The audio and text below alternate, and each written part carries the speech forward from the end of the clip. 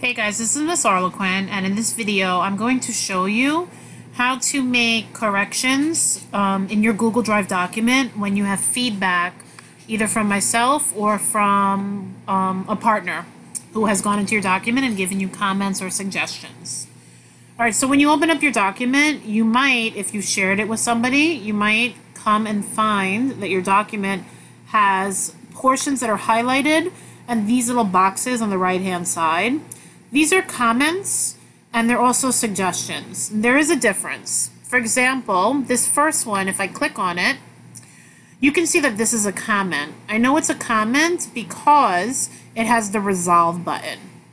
So a comment is basically the same as if you had a sheet of loose leaf paper and your teacher or your partner wrote you a note in the margin.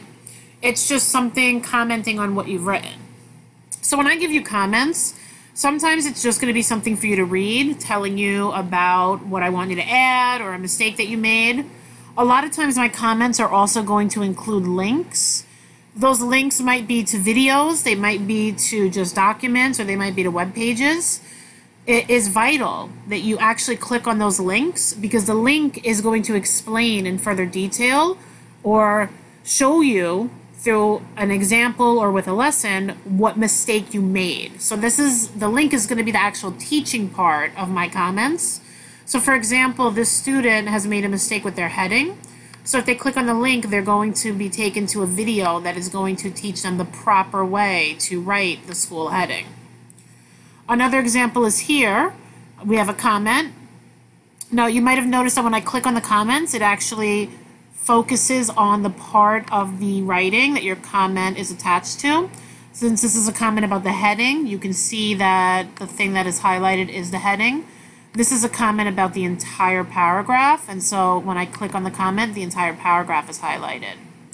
So here you also have a link to a video, but the second thing that the student can click is a link to just the document. And this is the handout we got in class, so it's just reminding the student, hey, you got to follow this as you write your short response. So those are comments. There's also something called suggestions.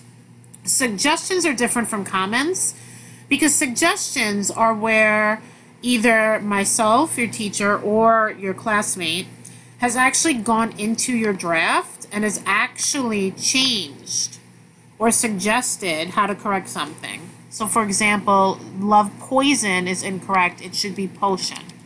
I can delete this and retype it.